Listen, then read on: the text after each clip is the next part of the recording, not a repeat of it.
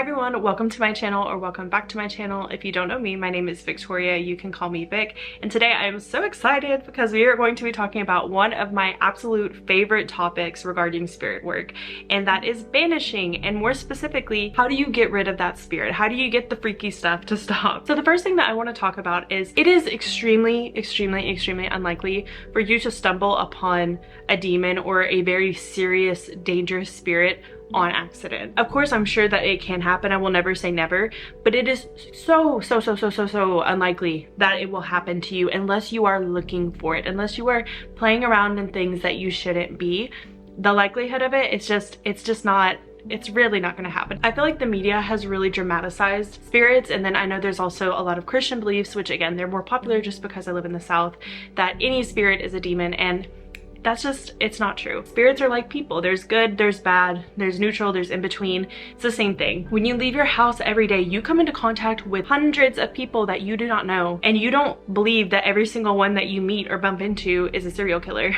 It's the same thing when it comes to spirits. Most of the time, I think a lot of spirits that people come into contact with accidentally, that freak them out, that make them realize they're haunted, are these like little leech spirits. And I say leech spirits not as like a category of like this is a specific type of spirit, but more so I think there's a vast amount of spirits that can fit into the category of a leech. But leeches are pretty much spirits that just want to feed off of your energy. They want to leech off of your energy.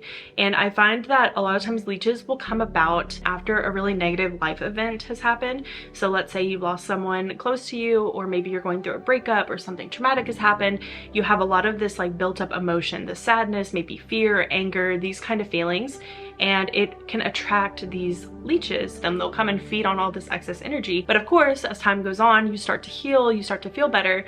You're no longer producing those large amounts of energy anymore. And again, in my experience, I find that instead of just moving on, the leeches will try to freak you out. They'll try to like scare you, because when they scare you, you end up producing more energy that they can then feed off of. Most of the time, they're actually pretty harmless. They're just really good at freaking you out. They're really good at freaking people out. That's basically their whole purpose, is they just freak you out so they can get more energy from you. So the first thing that I kind of wanted to go into is how to know you're haunted. And I know you might be thinking, well, isn't it obvious? Like, you would obviously know that you're being haunted, like weird stuff is going on. But I want to pause, because if you are somebody that is in the witchy or occult space, it can be really easy to assume that things are magical or spirit related when they're not. I think because we are consistently in a mind space where we're thinking of magical things, or we're thinking about spirits, or we're dealing with spirits, we just kind of jump to conclusions sometimes when things happen. But we really need to ground ourselves, because majority of the time when there are like maybe creepy things happening, a lot of times it is just mundane. When you hear the creaking, it is probably just your house settling.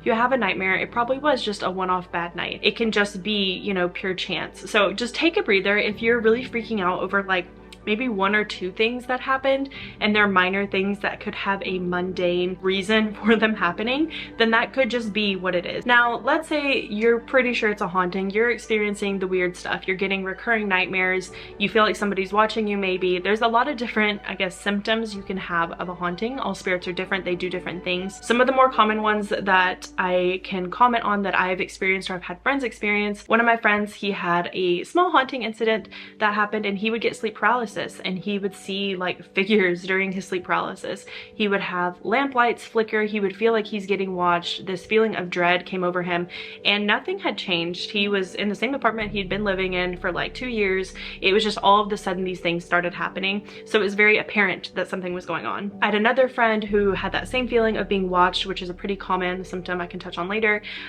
She also saw things get moved in her apartment, things being misplaced. She would hear noises. She would hear like it would sound like somebody was in the room, and then she'd go into that room and there's nobody there. But I feel like the one that usually stands out the most is the feelings of being watched, that like sense of dread. But I won't give a definitive list of like, if these things happen, that means you're being haunted, because there can be logical, mundane reasons for literally anything.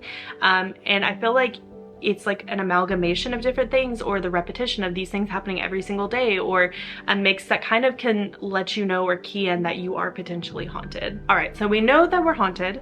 We're pretty sure, at least, that we're haunted. Some kind of haunting is going on. So now what do you do? Well, in my experience, there are two basic paths that you can take. So pathway number one, making amends with the spirit. I really only recommend this after you've done some divination. There's a lot of instances in which what you think is a haunting and a spirit trying to hurt you could actually just be a spirit you've accidentally offended, or maybe you're suddenly sharing space with the spirit and they're just kind of grouchy about it and they're really good at making things seem freaky. Now again, I will emphasize, not every spirit is going to be a great candidate for making amends. Again, if it is one of these leech spirits, probably don't want to make amends with them because they're not going to want that. They're just going to want your energy. But if it is something more reasonable, like it's just a spirit that's upset or something like that, and you are open to having them in your space, then it's perfectly fine to go the route of making amends first and seeing if that works. Now, I would highly recommend divination when it comes to these kind of situations. If you are in the occult or you are witchy, then you can do divination on your own to kind of divine, fill out the spirit's vibe, you know, are they okay to make amends with, or should they get kicked straight out? You know, talk to your own spirit team, see what's going on there. If you are not into the occult, you're not into the witch, anything, I would recommend getting divination from a professional about this, because it can just inform a lot of what's going on. Now, when it comes to making amends, something that you can do is give offerings to the spirit. A lot of times, if you're not really exactly sure what kind of spirit you're dealing with, I would just go into the area where a lot of stuff tends to happen, or maybe you feel their presence the most, and you can just verbally explain out loud. You can apologize if you've offended them in any way, you know, let them know that you never meant to offend them, you never meant to upset them, but that, you know, if you moved houses, you can say, I am living here now and I know that you were here before me. I want to be able to live together peacefully. Here is an offering, you know, as an apology and as a way for us to move forward together peacefully without you scaring me and without me upsetting you. You could offer it, you know, and just kind of blanket statement, say like, I'm sorry for any offense that I might have caused. I'm wanting to move forward in peace. I'm not wanting to upset you again. Please take this offering as a sign of apology from me. And you can kind of go from there. And the offering can be anything from a glass of water, some incense. It could be literally anything. You could give honey. I would just keep in mind that whatever offering you give, if you're going to leave it outside, make sure that it is not harmful for the environment. So like, don't dump salt outside, or like anything toxic I wouldn't leave outside, like no litter, just because you could unintentionally then offend a land spirit again by doing that. So make sure whatever offering that you give is suitable. Glass of water is always, you know, good place to start. Some incense, smoke, great place to go. And a lot of times you just kind of check and see how that goes, because that might be enough. The spirits might be like, okay, they apologized, they gave me my offering, we're good. And sometimes that works. Something else that you can do is make a deal with the spirit. Now, I would be very cautious if you do this. This is not something you should just do willy-nilly, but you could make a deal with the spirit that if they stop bothering you, stop scaring you, stop doing whatever it is that's bothering you, you will give them an offering once a month of this specific thing. And you could make a deal where as long as you give them this offering every month, they leave you alone. And that is a perfectly fine way of moving forward with it. If that is how you choose to do it, go for it. You could even say, you know, I will give you this offering once a month and you won't bother me. And hey, if you're open to it, you could even help me with some of my workings for extra offerings. And then look, here you have a new spirit partner that you can then contract with for spell work. So some things to keep in mind. If you make promises, do not break them, or you will be back where you started with a lot of issues, and they might be even worse issues than they were to begin with. So be very careful with that. Don't promise something that you cannot follow up on. Kind of the final pathway for making amends, and this one might seem a little bit silly, but this has worked for me personally. This is something that I did when I was going through a haunting way before I got into the occult and witchcraft. When I was in college, I had a spirit that was in the apartment I just moved into on campus. I would regularly hear him walking around upstairs. He would turn lights off. He would knock on the walls. It was just kind of creepy stuff. Like, it was never anything harmful to me. It was just absolutely terrifying. And anytime I was alone in the apartment, I could feel him watching me. Especially when I was trying to go to sleep at night, I could just feel him staring at me from the foot of my bed. Really freaked me out. So I did something that was actually crazily brave for me at the time, for knowing nothing about spirits other than like my Christian upbringing. And that was, I politely asked him to stop. And I know that seems so crazy, but spirits are often people, or they are like people.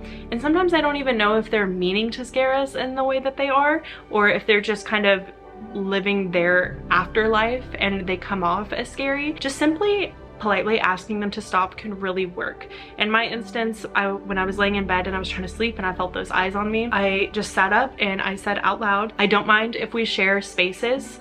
I know that I came into this space after you, but please stop scaring me." And after I said that, I had nothing else happen. It immediately cleared up. All of the weird stuff that was happening went away. Never had a problem from the spirit again. Sometimes just asking them to stop really can work, depending on the spirit, of course. So now that we've talked about the making amends, let's say either that doesn't work, or you don't care to have them around, you don't care to make up with them, or they're really freaking creepy and they're not giving good vibes and you just want them gone. All of this is valid. You do not have to try to make friends with a spirit that is causing chaos. In fact, I often don't.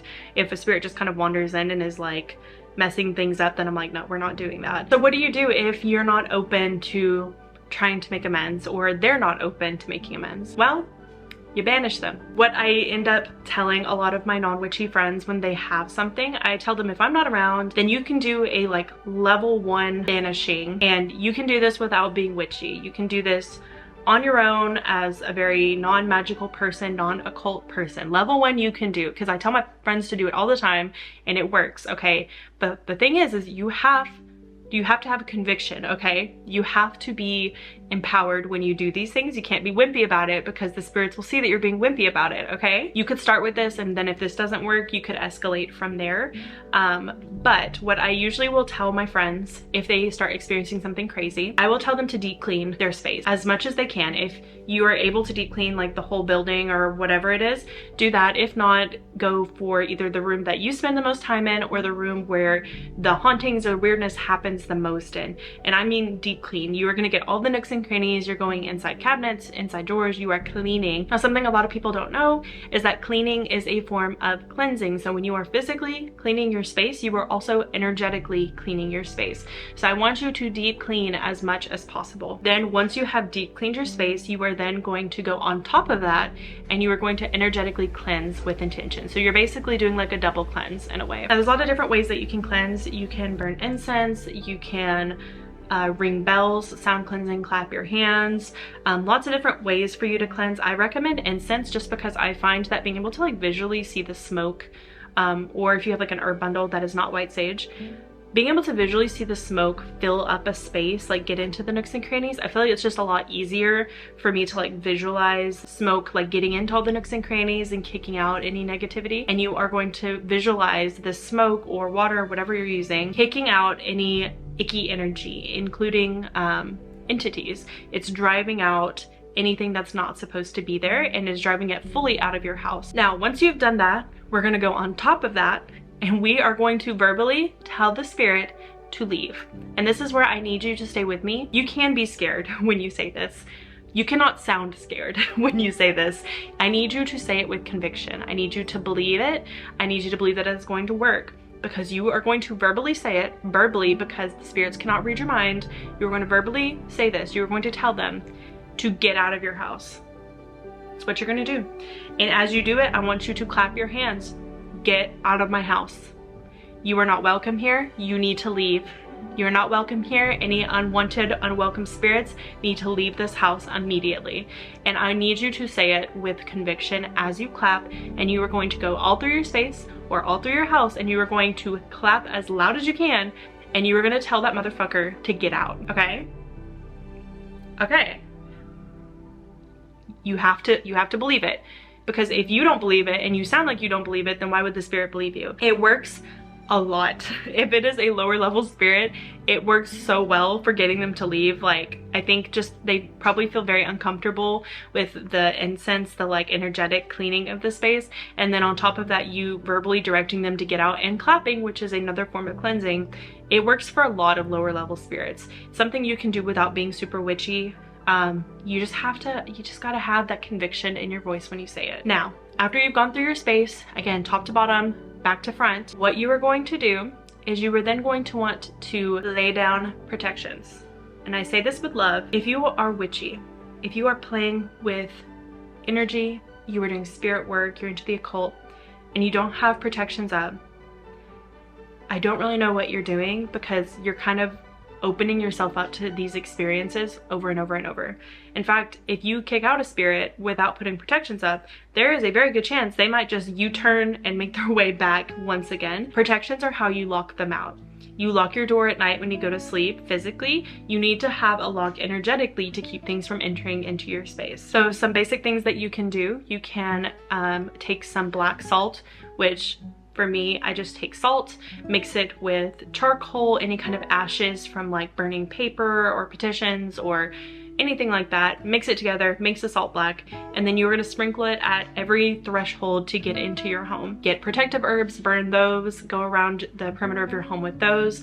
You can put protective crystals in the four corners of your home or four corners of your space. There's a lot of options here. You can do prayers, you can hang up charm bags for protection, but I'm going to need you to put some protections up. Just do it, please. Otherwise, you're gonna have to redo the whole thing again, and it's just gonna be a cycle. So we are going to put protections up. Once your protection's up, I want you to fill your space with better energy. You've been going through something stressful, something a little scary, a little creepy. We need to put good energy back into your space.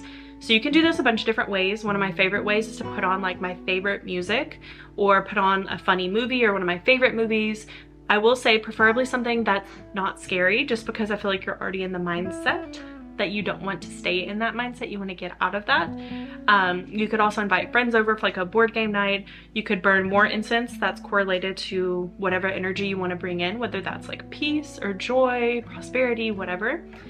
You want to fill up that space so that it's not just like empty like a vacuum, you know? That is level 1. Let's say that does not work.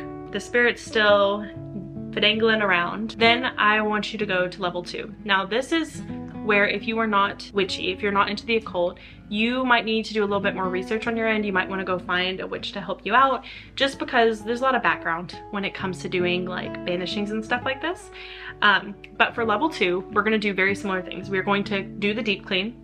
We're going to do the basic energetic cleanse in whichever way you prefer. Then you are going to grab some banishing herbs, and in whichever method you prefer, you are going to do a banishing ritual. So this could be getting an herb bundle that's filled with banishing herbs, lighting it on fire, using the smoke all throughout your space. This could be a banishing like mist, like in a spray bottle you can spray everywhere. You could do like a banishing wash for your floors. But using these banishing herbs is really the strong point that drives spirits out.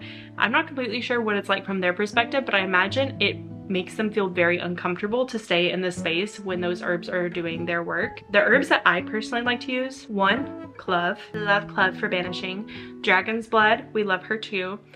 Garlic, sounds weird, but I feel like the strong smell also kind of correlates energetically for kicking things out. Mugwort, rosemary, cedar. But you're gonna use any of these herbs in your little banishing mix, and that is how you're going to kick the spirit out. Now, as you are burning your herb bundle, you are using your spray, your wash, whatever method you have chosen to use your banishing herbs, you are then going to recite an incantation. Now, this can be one that you personally create that is along the lines of get out.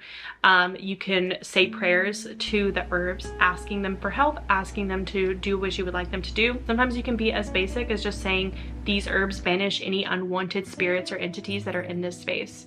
You can just say that and say it over and over again as you walk through your space with whatever banishing creation you have concocted, and that can be another way of getting the spirit out. And again, when you are done with this, you are going to follow up with protections, and you are going to fill your space with good energy. Now for level 3, let's say level 2 still did not work, then we're going to go to level 3, okay? Level 3, similar as before, deep clean, cleanse. We're going to do the banishing herb bundle concoction, whichever you choose. Then you are also going to make a banishing candle. You are going to use a black candle. You are going to roll it in whatever banishing herbs of choice. I strongly recommend clove. Roll the candle in this, set it up, light it. You are going to put your intention onto this candle that any negative energy or entities or intentions set your way are banished from this space. But have these candles going at the same time that this banishing herb bundle or banishing spray is going and being put throughout this space. Also, in this instance, I'd make sure that your windows are open, your doors are open, to your preference. For me personally, if I'm doing like a thorough banishing, I'm like smoking the place out, so I need the windows and doors to be open. Now, in addition to doing these things, you are also going to petition a spirit to act on your behalf. The spirit you choose is up to you. If you have relationships with deities or specific spirits already, those can be really helpful because you already have the relationship in place. If you have not done spirit work before, maybe you don't have any existing relationships with deities or spirits, that's fine. You can do a more transactional relationship. I would recommend though, like if it seems like a really strong spirit that's hard to get rid of, I would go with a very strong spirit to help you. You can go up to higher level deities, especially deities that are maybe familiar with war or revenge, or maybe they're in control of certain groupings of spirits.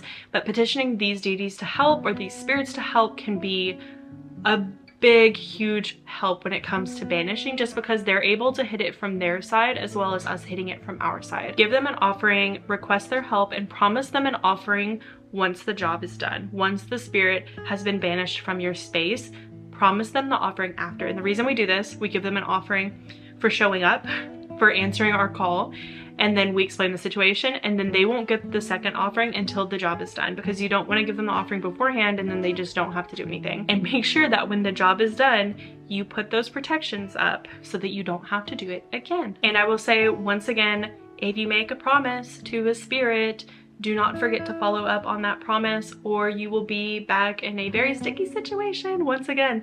So keep that in mind. Now, beyond level 3, if we're going into like a level 4+, that is the point in which I would personally request that you go and find more direct help, whether you find like a witch for hire kind of situation or whatever is within your system, within your belief.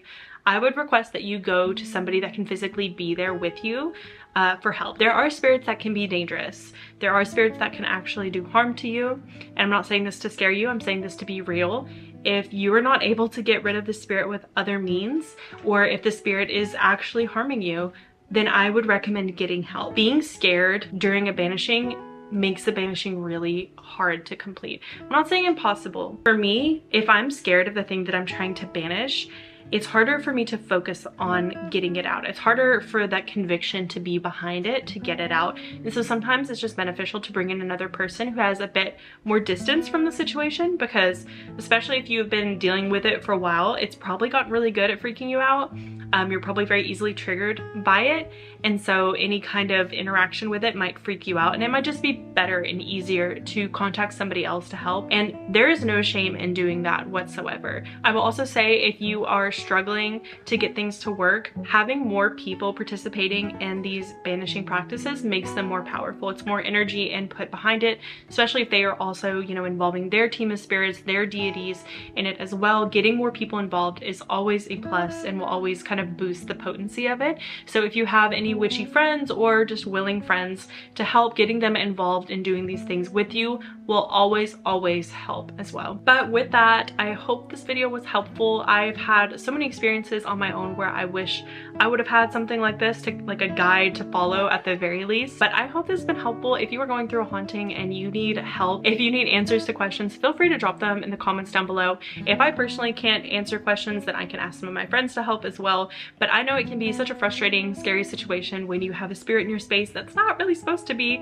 especially if you're not sure how to get them out, or if you're not super witchy or into the occult, then that makes it even more terrifying. I can list some other videos that you can reference in the description down below from some other content creators that I recommend. But yeah, I hope this video was helpful. If you want to see more videos like this, kind of informative what to do in a specific situation, feel free to let me know down below. But that is it for this video. Thank you guys so much for watching, and I will see you in the next one. Bye!